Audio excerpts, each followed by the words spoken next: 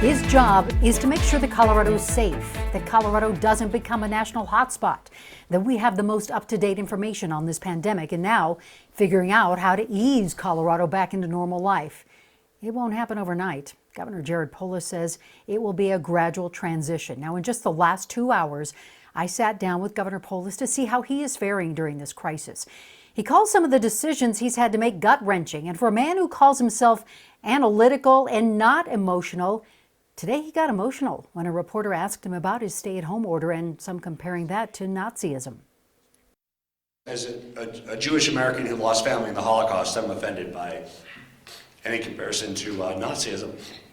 We act to save lives, the exact opposite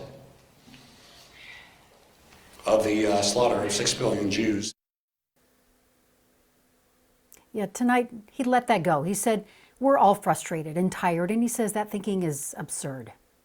It's difficult decisions to save lives, and obviously any comparison to mass extermination of lives is not only contradictory to what's going on, but it's really just beyond the pale. Because most Coloradans really care about staying alive, and I do. I think you do.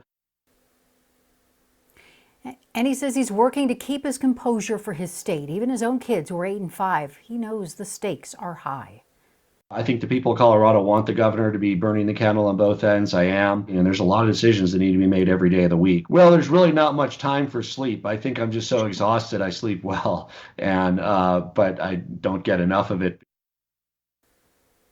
And today, Governor Polis outlined his plan for the weeks and months ahead as to how Colorado will ease back into normalcy. He outlined it in 3 phases. Phase 1, which is where we are now, includes suppressing the virus, expanding testing, expanding healthcare capacity, and implementing social distancing policies. And phase 2 includes continuing to ban large gatherings, ongoing social distancing, and continuing to educate the public on hygiene. And then phase 3, which lifts all restrictions and gets Colorado back to our way of life. And as for the timeline, that will really depend on what we see over the next few days to week. And you can see more of my interview with the governor right now on thedenverchannel.com.